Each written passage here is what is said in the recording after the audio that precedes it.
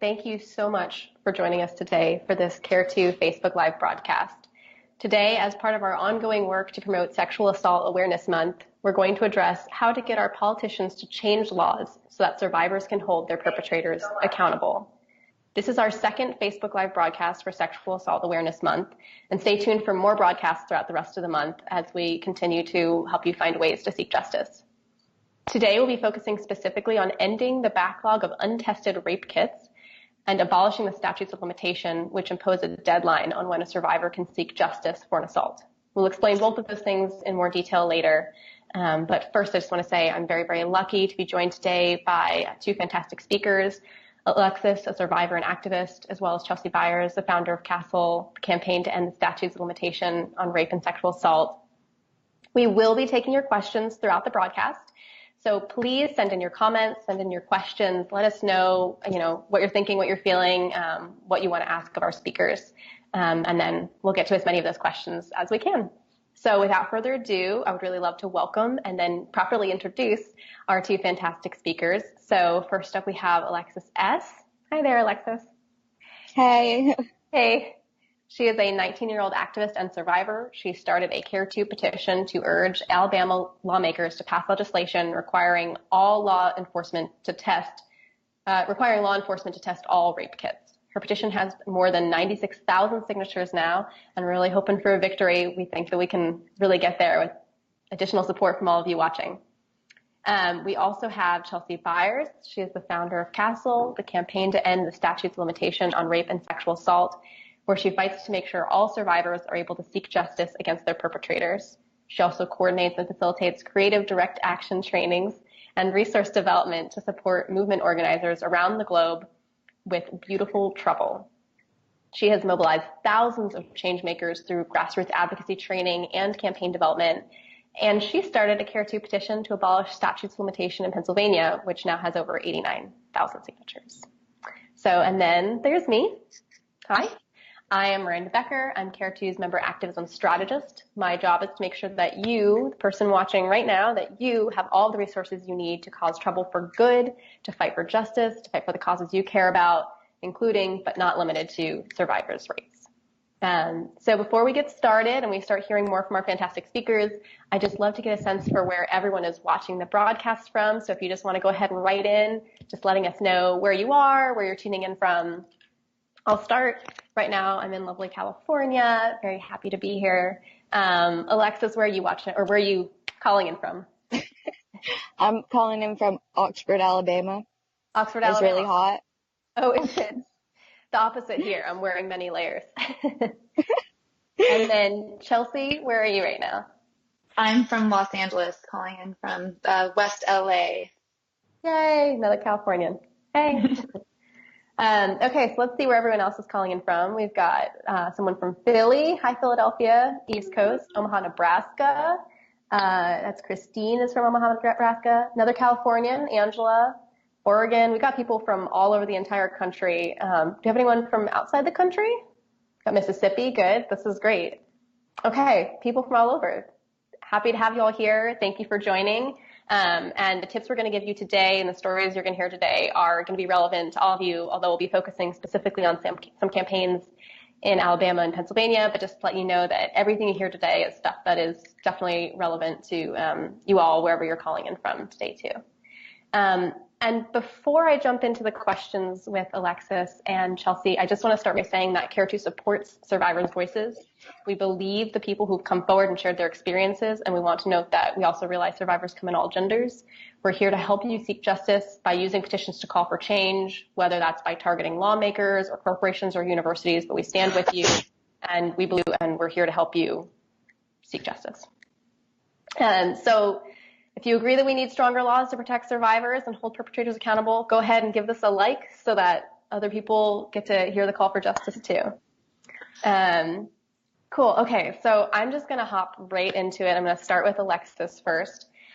And before I do so, I just want to acknowledge for the audience that obviously this is a difficult conversation, not easy for any of us. And Alexis is going to be sharing her story today about her experience being assaulted a few years ago. And first I want to say, Alexis, just thank you so much for doing that. Obviously, not every survivor feels able to share their story, but when someone is like you, when you feel able or strong enough to do so,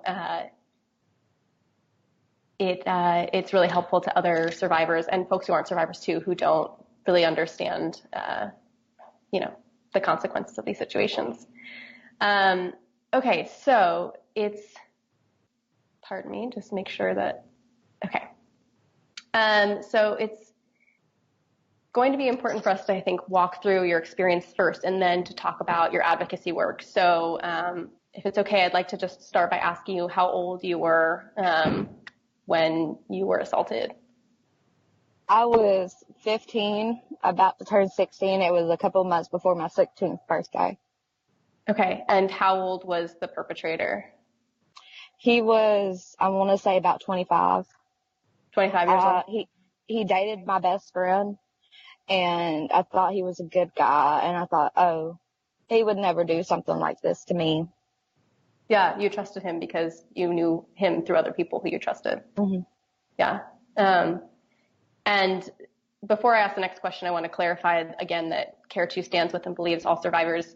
But for those who might not understand, I want to ask the question, were you able to consent? No, I wasn't. A couple months before, I had lost a really close friend, two close friends of mine.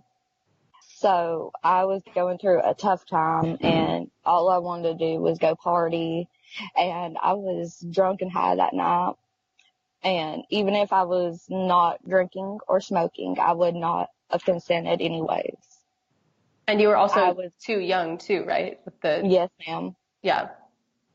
So there was legally no way. Yeah.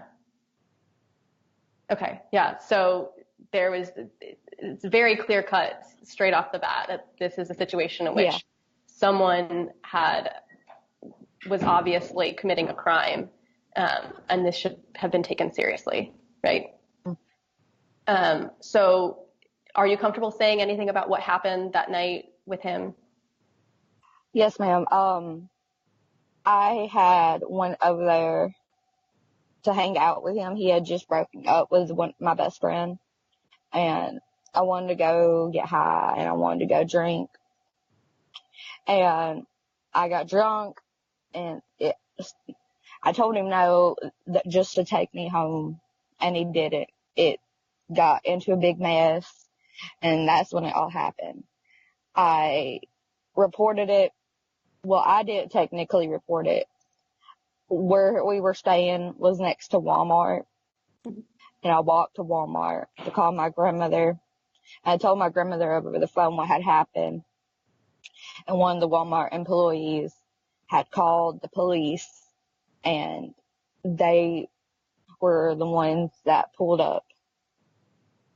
Wow, so it was a stranger who noticed you were in distress and came over to see what was going on. Okay. Yes, ma'am. And then what happened after that? What did you do? The police had showed up with the ambulance. I got my vitals checked and everything to see if I was okay, which physically I was okay. Mentally I wasn't. I just kept getting question after question after question after question asked, and I just wanted to go home and sleep. Mm-hmm. That's when they told me I would have to go to Birmingham, Alabama, which is about an hour and a half away from me, to go to the SANE Center, which is a rape crisis center. That's where they do all the minor rape kits in Alabama, unless they have a doctor in the county that can do a minor rape kit. And so after you went all this way over to Birmingham, you drove an hour away to get to get all the evidence collected so that it could be brought against your attacker. What happened after that? Did the police take you seriously? How did they respond to you? No, they didn't. They didn't take me seriously while I was at the SANE Center. And this is the part where I think they didn't take me seriously, is because I did threaten to kill myself because I was in distress. I felt dirty. I felt violated. and one of the nurses said that if I was threatening to kill myself, they were going to have to put me under a 72-hour psych hold just to see if I was going to actually do it. And after I got out my 72-hour psych hold, I had to go to Talladega Police Department and give an official statement, and then go to talk to a child advocacy center, which is also in Talladega. And they just kept asking me questions like, what were you wearing? Why did you go off alone with him?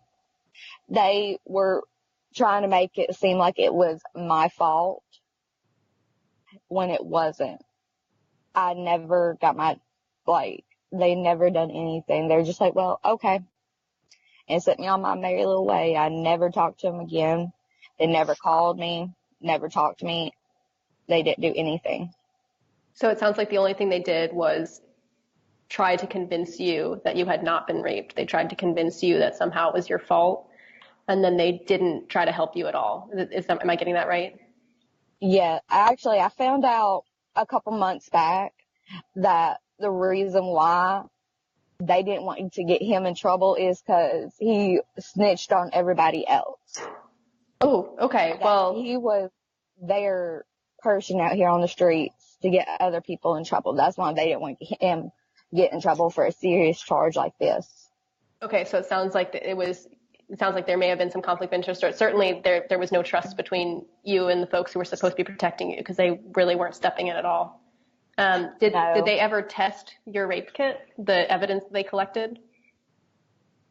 No, they didn't. They said that there is such a backlog that my rape kit would not be tested unless it was demanded by the chief of police to be tested. And did the chief of police ever do that? No. I never saw a day in court. And what about your perpetrator? Do you know if they ever interviewed him about the crime? They never interviewed him, because if they would have interviewed him, they would have called me in for an ID. Okay, so you know that it definitely didn't happen because they didn't do that. Yes, ma'am. Okay. So after something as horrific as that, obviously many folks could feel like they want to retreat, but then here you are all actually fighting for justice, not just for yourself, but for other survivors as well. So would you like to share the advocacy work you're doing now to fight back? I'm trying to help other girls and help other people where they don't feel scared to report it. Because what happens to me happens to a lot of people. No one believes them because they have a background, or they're just in the wrong place at the wrong time, doing something they shouldn't be doing, like drinking or smoking. And a lot of people don't believe them because some girls, they do lie about rape, but 99% of the time it is the truth, and people do not want to believe them. Yeah, I think that's something that we're definitely coming to terms with now as a society, is how many people have not been believed time and time again by countless numbers of people who they've tried to tell. Yeah.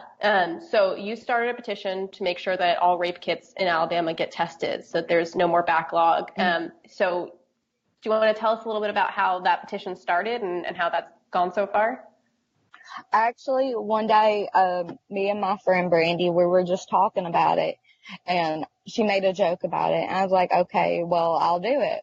I didn't think I would get any signatures. And within a week, a lady called me wanting to be on the news about it, because I had gotten so many signatures. You had gotten, I'm sorry, how many? A lot. I think I had got about 10,000 within a week. That's incredible. And I think that just goes to show how many other people need and want to have justice in their own lives as well, and how much this is resonating with people. So I also know that you're working on turning this petition actually into true legislation. You're really working to get the lawmakers in Alabama to do something. Yes, so do you want to tell me about your meetings with lawmakers?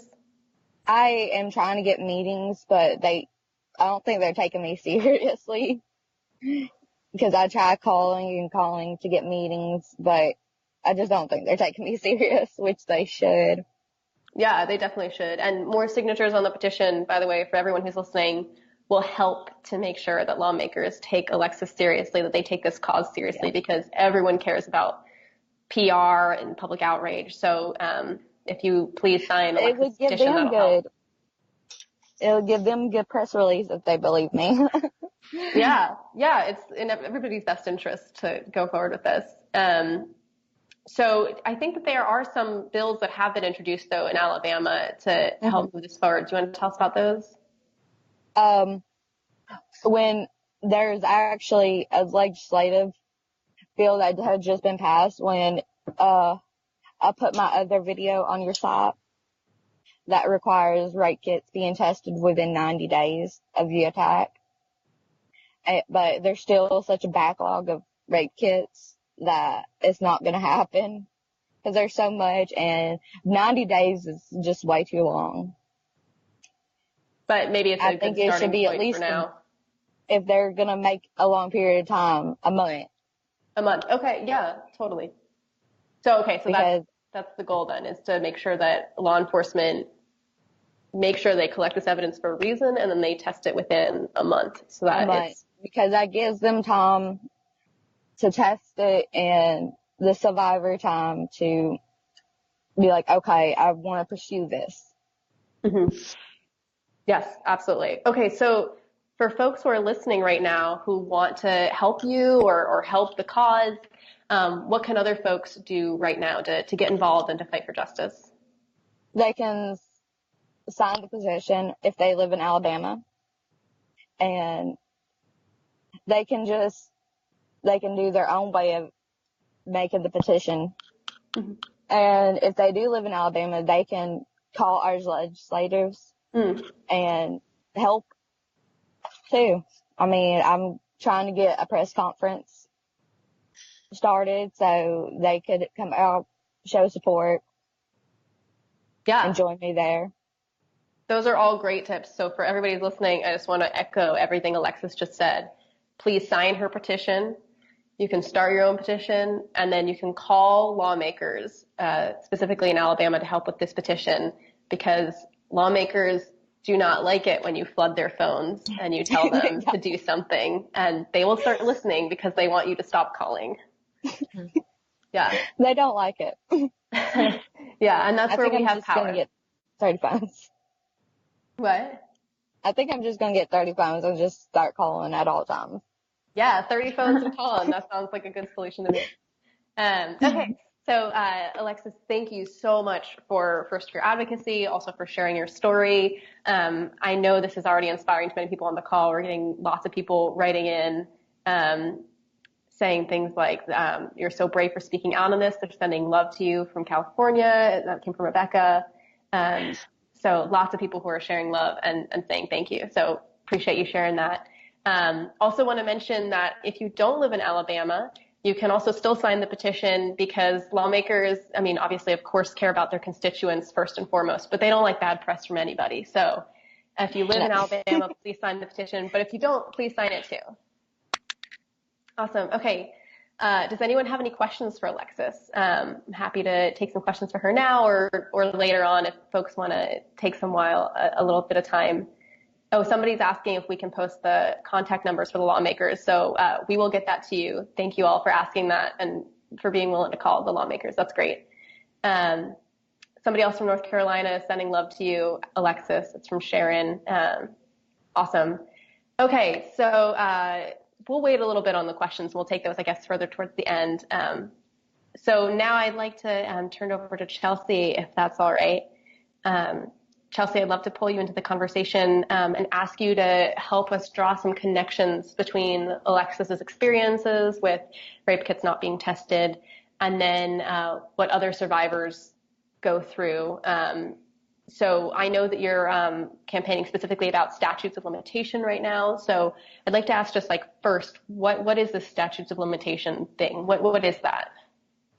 Yeah. So statutes of limitations are laws that exist and differ state by state that set the maximum time after an event or crime occurs within which legal proceedings begin. So that's super wonky, but it's effectively a reporting timeline that exists for a survivor or victim to report the crime that happened to them. We can talk about how that actually plays out.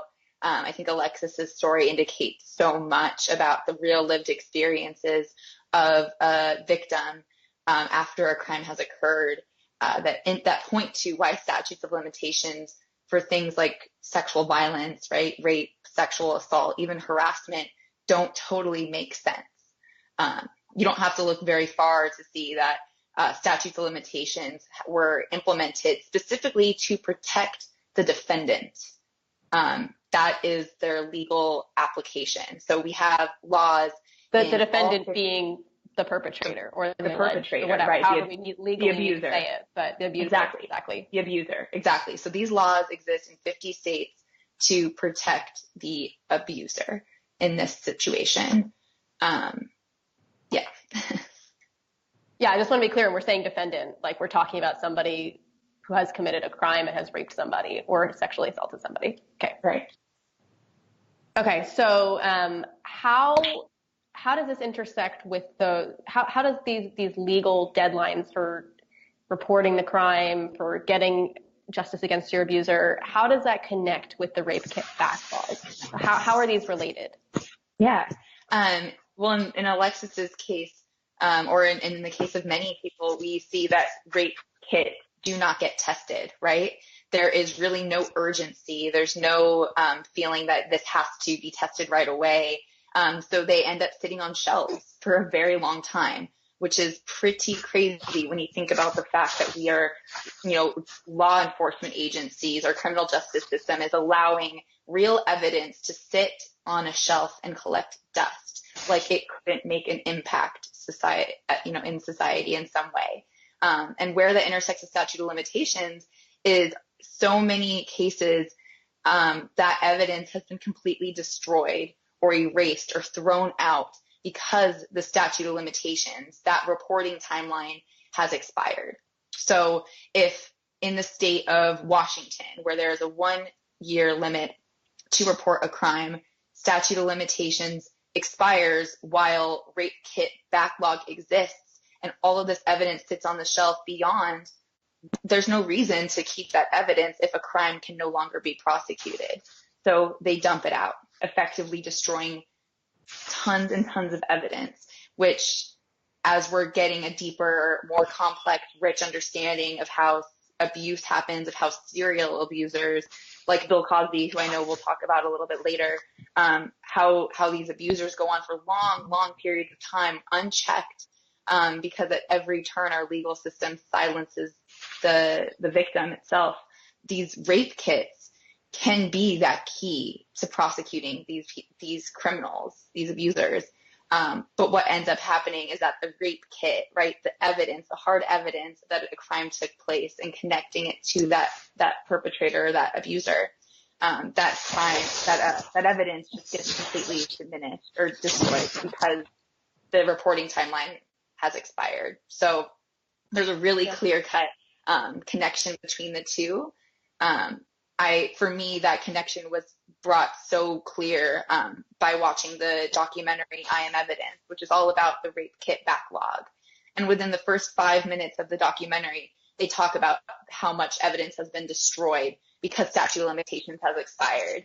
And I just remember sitting there in that film, pulling my hair out, saying, why then are we not talking about abolishing the statute of limitations at large? And when we go, all the way through and we really understand and own the reality that our current legal system is in fact set up to protect these abusers and not be a system of advocacy for the victims and survivors, then we just know we have a really long uphill battle ahead. And I think that's why it's so great that CARE 2 is connecting these issues, because this is how we're going to make change happen on a grand scale. Yeah, thank you so much for that really wonderful explanation. And then just to kind of recap for anybody who's just joining now, right now we're talking about how to protect survivors and also help them bring their perpetrators to court to press charges against their perpetrators by ending the rape kit backlog. That means testing the evidence that is collected from rape survivors after an assault, And then also abolishing the statute of limitation, which is a legal deadline that says you have to report your assault by this point or you can't press charges. So that's what we're talking about right now. Okay, so I'd also like to, actually first I'd like to take a moment to just kind of like check where the audience is at right now, because we've been talking about some really intense things. Let us know in the comments, like, is this resonating with you? How do you feel about the sexual assault policies in your state specifically? We would love to know how you feel your state is doing on these issues. And then, yeah, just let us know how we're doing, because this is a little intense. Okay, mostly it looks like people are just kind of writing in saying they've had experiences with this kind of stuff. And they're grateful for the broadcast. Somebody's saying they live in Georgia and they feel like their state is not doing a good job there, so they want to make a difference in Georgia.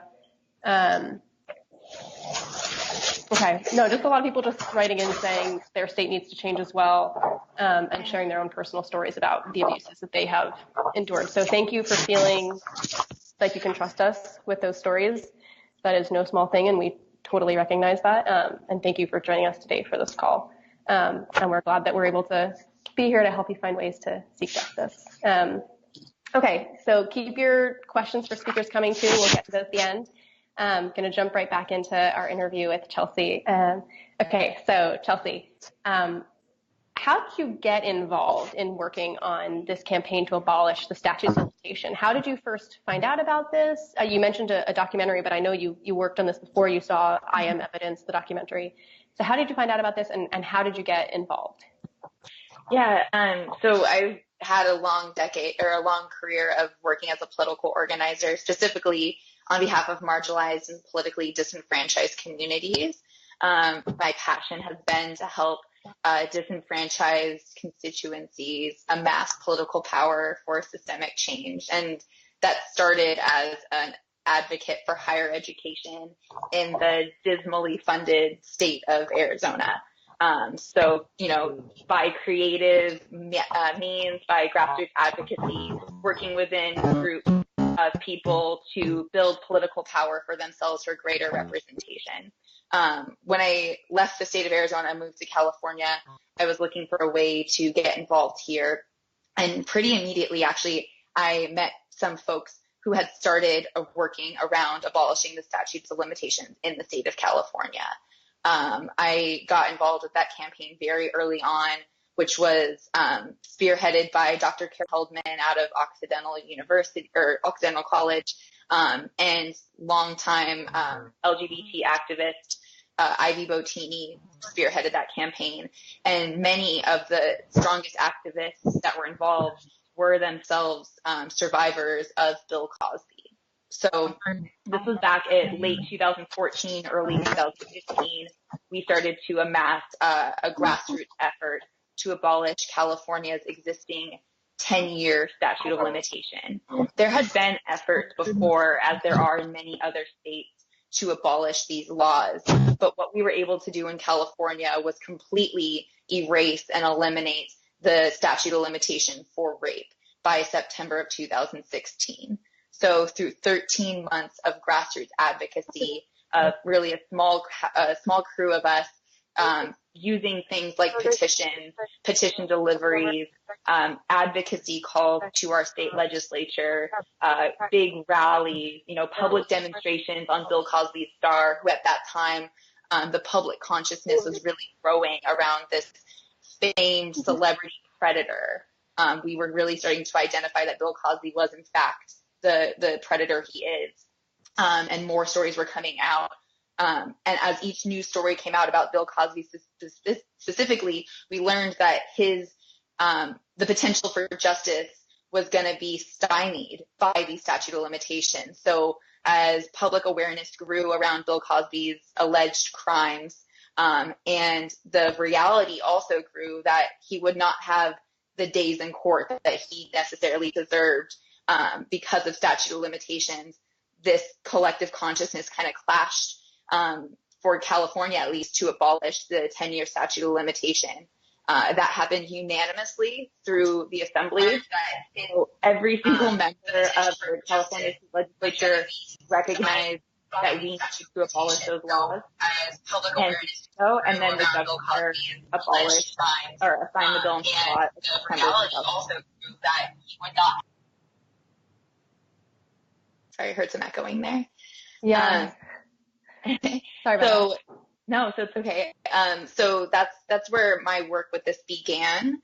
By September of 2016, we abolished the existing 10-year statute of limitation, again, by unanimous vote of the Assembly and a governor's signature, which to me indicated a mandate that these laws are heinous, that they are, in fact, only here to protect defendants, and that if we want to create a new landscape for survivors, that begins with abolishing the reporting time limits that keep survivors' truths living in silence and predators living within our communities held, with no accountability for them.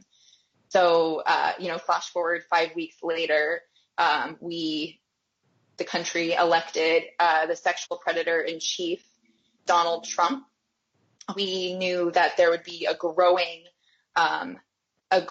movement afoot to reclaim our public spaces, our public institutions, including the legal system, as spaces where survivors could feel safe, where justice could be served, because what we had seen with the election was that that wasn't necessarily the case, right? That our public institutions were becoming less safe for victims of sexual abuse.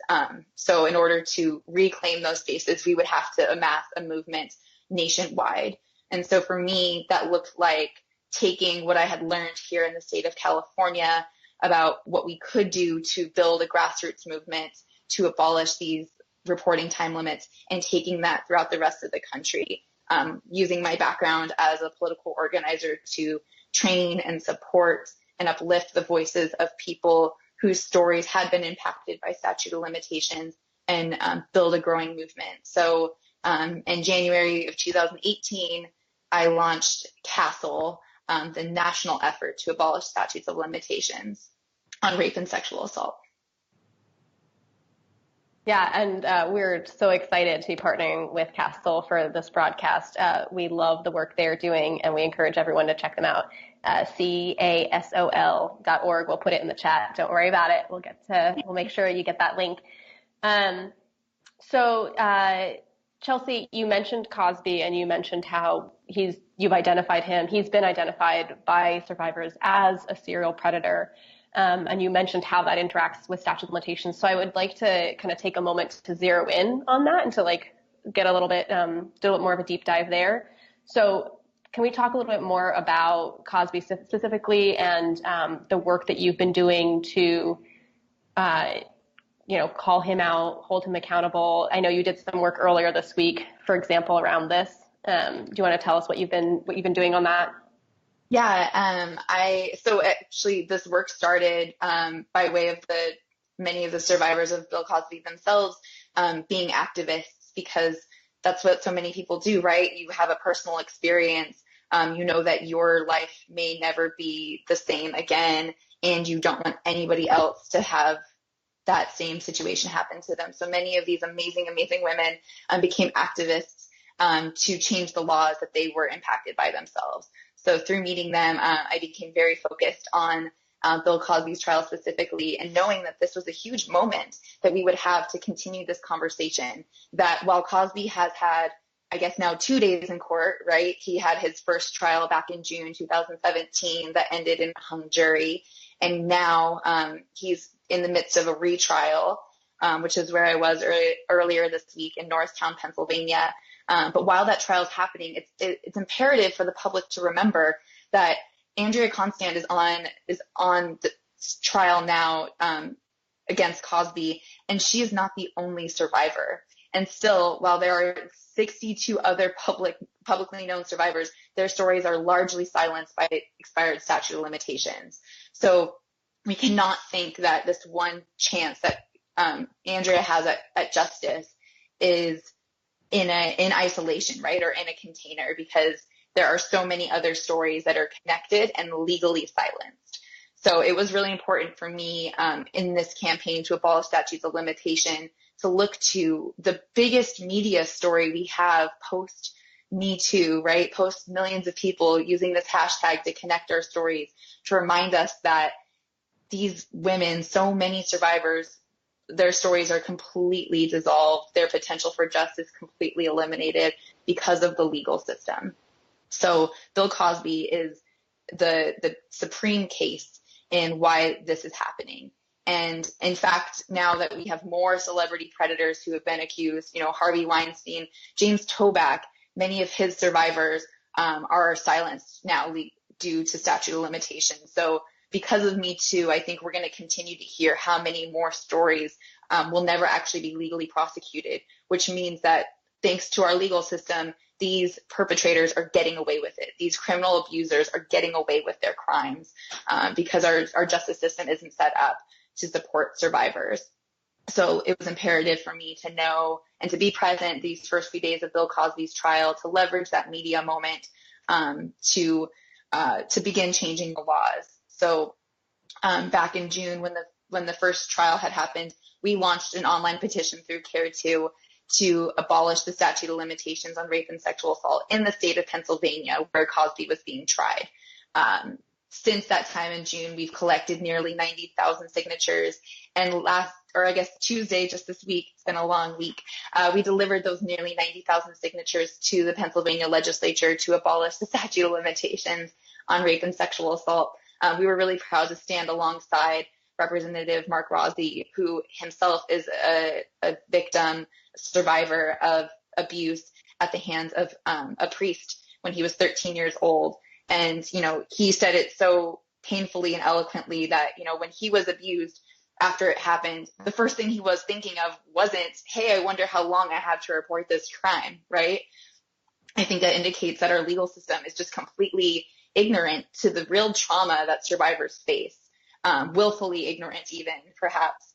So, you're not thinking of how long you have to report these crimes. And it, in fact, wasn't until his best friend killed himself 25 years later that he thought he should report this crime as part of his own healing process. And to learn that it was too late was one thing. But then to go on and to be an elected member of the Pennsylvania legislature, to work tirelessly to change these laws, to be met with as much backlash as he has been in the last 14 years by members of his own state legislature, that this resistance to change these laws is just as offensive as the fact that these laws exist themselves. And again, it was incredible to stand next to him as we're delivering what I consider a growing mandate across the country to change these laws by way of 90,000 petition signatures, 13,000 from the state of Pennsylvania alone. That I, in the press conference said, this is part of Pennsylvania and the growing national movement, because there's no reason that justice should depend on your zip code. Wow, I love that. There's no reason that justice should depend on your zip code. I think that's a fantastic line. And there's also another great tagline, I think it's on your website, which is just justice has no time limit. And I think that's also great. I want to go back to two specific things related to the Cosby trial and your campaign and your organizing in Pennsylvania. So first, you mentioned Andrea Constand, but we actually haven't talked too much about her. So I just wanted to say, to clarify for the audience, she is one out of more than 60 women who has come forward with her experiences of being assaulted by Bill Cosby. And as Chelsea was alluding to, the reason that she is the only one on the stand is because she is the only one whose experience was recent enough that she could actually legally press charges against him. Everyone else, their experiences were too old in whatever state it had occurred. So just wanted to kind of clarify that for the audience. And I also wanted to bring out I'm not sure if it's hopeful or playful. It makes me smile. A note about the rally that happened, the petition delivery that happened on Tuesday. There were some really creative visual stunts that you all pulled as well when you went office to office handing over petition signatures and trying to get the legislature to listen to you. Can you tell us a little about some of those visual stunts you pulled? Yeah, so we had the handmaids, two women dressed in handmaids costumes, which for folks who don't know, The Handmaid's Tale It's a red maroon gown, actually much similar to what I'm wearing right now. That was just a coincidence. And white bonnets that kind of shadow the faces of the individuals.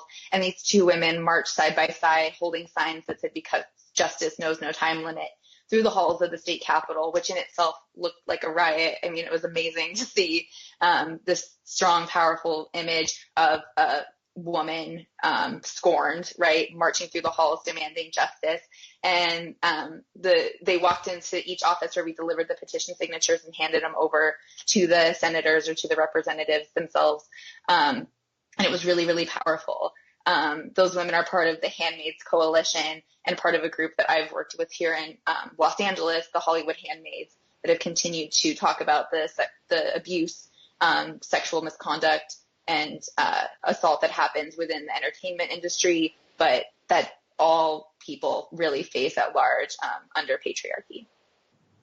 Yeah, thanks for sharing that. And also, in case if anybody who's watching this hasn't read The Handmaid's Tale or seen it, the TV version of it, just a brief synopsis about why that's the handmaid image is relevant. The book and the show are about a society in which certain women are singled out to be ritually. It sounds terrible to be discussing this, but this is what the issues we were dealing with. It's about ritual abuse of specific women in the pursuit of fertility, presumably, but actually it's about control of women's bodies, control of women's autonomy, and subjugation of women. So to have the handmaids delivering petitions is one of the reasons I find it so striking is because you have these people who've been pushed into the worst kind of subjugation, and these are the same people we see rising up and delivering petition signatures. So I think it's a wonderful gesture of reclaiming power. So I love it so much. Anyway, so I'd also like to ask you one more question before I turn it over to the audience, because I know we're getting low on time now. So I just have one final question for you, which is, you've done all this fantastic organizing work in Los Angeles and Arizona and Pennsylvania, all over the place, worked with coalitions that exist all over the country. What about the person who's watching this broadcast right now who maybe doesn't have those networks or doesn't have them yet? What can they do to get involved? I think what's so amazing about advocacy and activism is that it really does come from you and your story. I think what everybody should do here who's watching this is to think about that story, who you are, what has been impacting you in your life, and consider that on the spectrum of change. If you own who you are and the experiences you've had, you know that you don't deserve some of what's happened to you, and you can fight for change, or you want somebody else to not have those same experiences. I mean, that's probably the petition language right there in the making, right? That change comes from knowing that we all deserve better and we can make better for ourselves and for other people. The toolbox of skills that you can develop as an activist is immense, and it looks different for every individual. So just by way of knowing what your story is and knowing how to share that story with others, you are an activist and a great change maker in yourself. And if you can tap into that voice and not be afraid to shout it from the rooftops, be loud and bold in it and creative, then you will do amazing, amazing things by yourself. And you will be gravitated towards masses of people who are just like you, who have been waiting for you and your voice to catalyze the change that we all believe in. I love that. So, we've got these two beautiful but different versions of how to get involved from both Alexis and from Chelsea. Just one version is, start with your heart, start with your story. If you feel compelled to share your story, be able to trust that you can do that and live in your truth. And then we also have, call your lawmakers, sign these petitions, these two fantastic petitions that have almost 100,000 signatures each. Start your own petition in your own state. Each state has different laws regarding rape kits and testing and statutes of limitations. So if your state isn't doing what it needs to do, and we got a lot of comments coming through saying folks don't think their states are doing what they need to do, then please start a petition, go after your lawmakers. But I think that's beautiful. You've got the personal and you've got the political, and they come together. I also want to throw in one piece of advice that I heard from a different Care 2 activist who we interviewed on a webinar some months ago.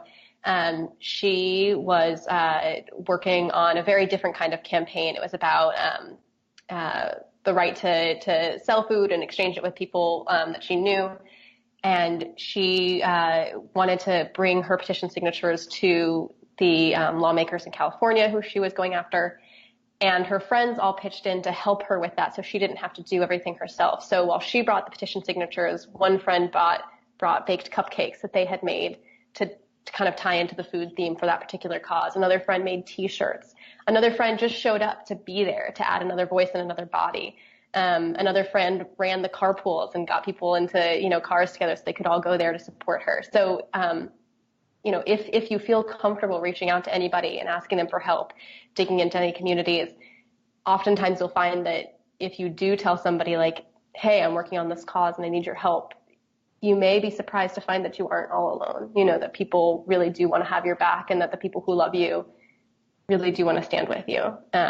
So I hope that if you do take that chance and ask anybody, I hope that experience goes well for you, but there are beautiful communities everywhere for you to tap into. Mm-hmm.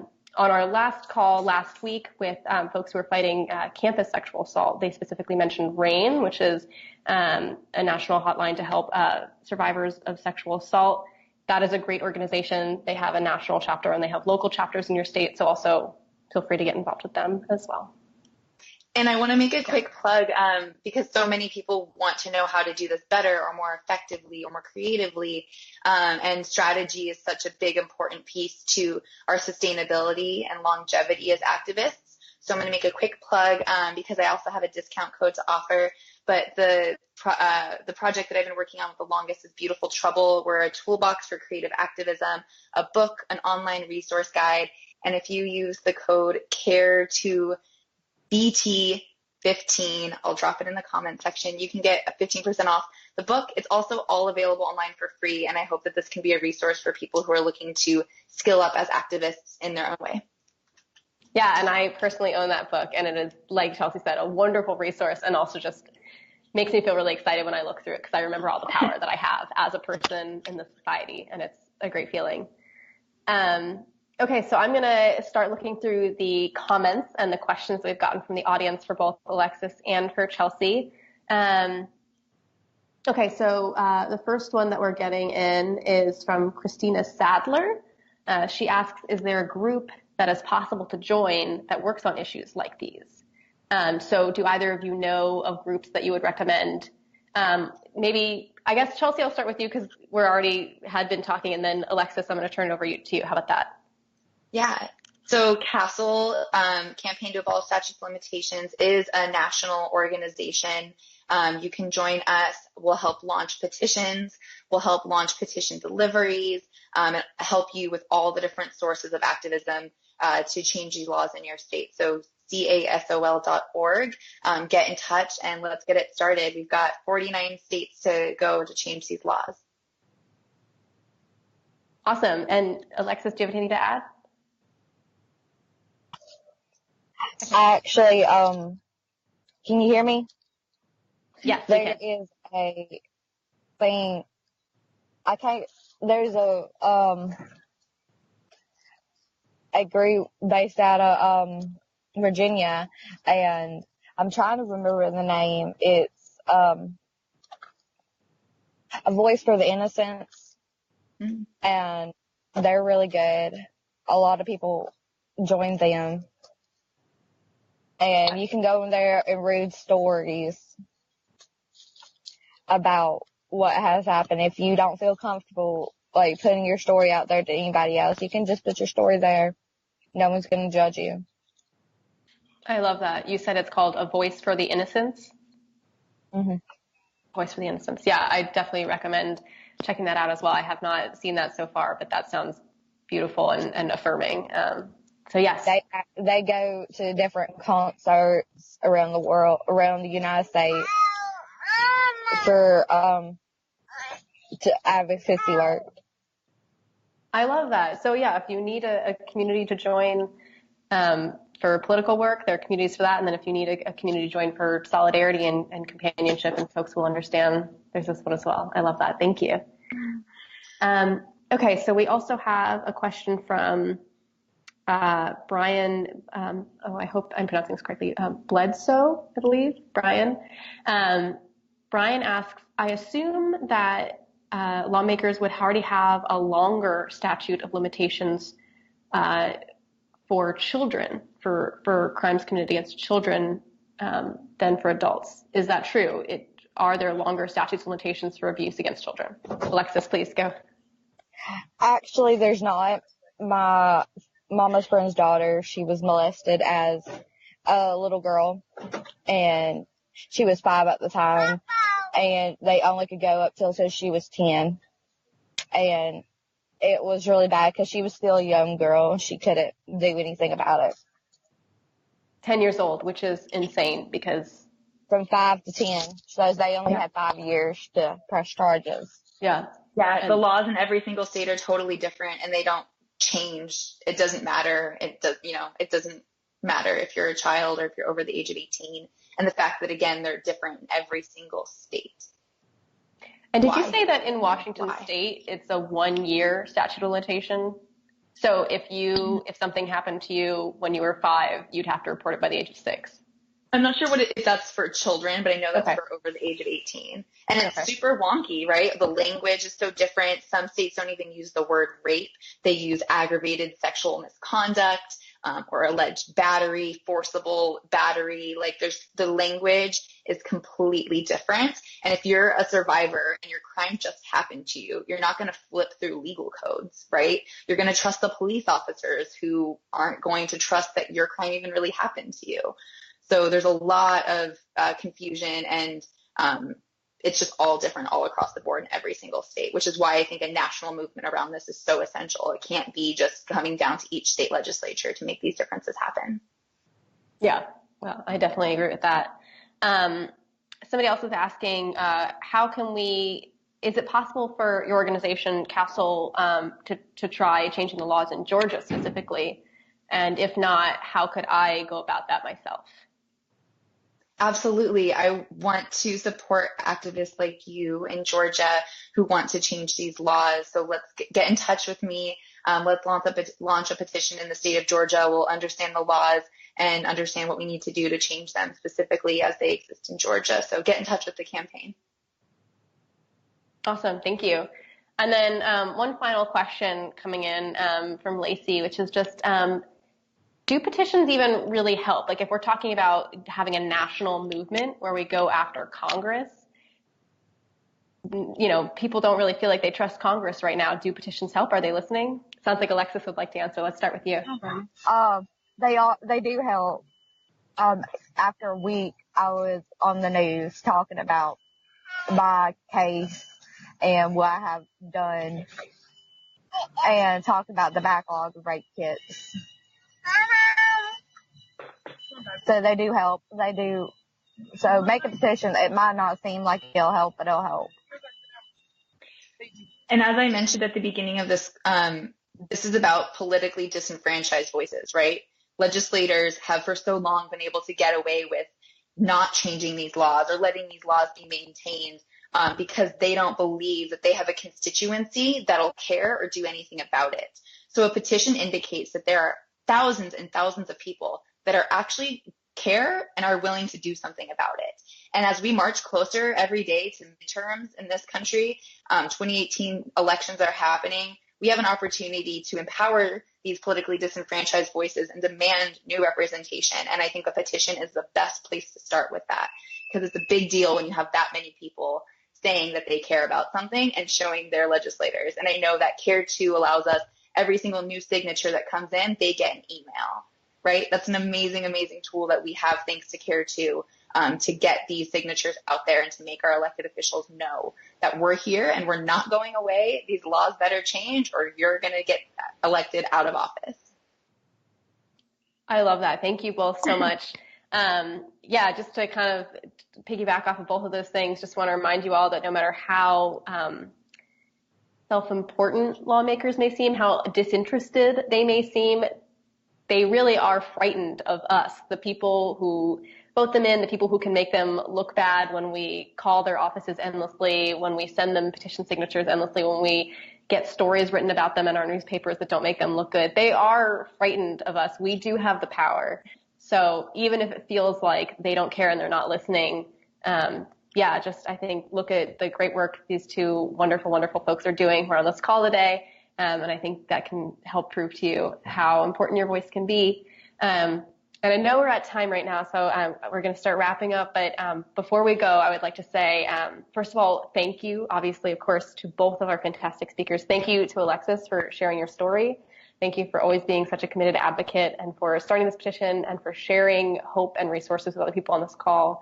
Thank you for Chelsea as well for being on this call, sharing your expert information about statute of limitations, sharing untangling the wonkiness about how this is real, tangible, and has an impact on people's lives every day.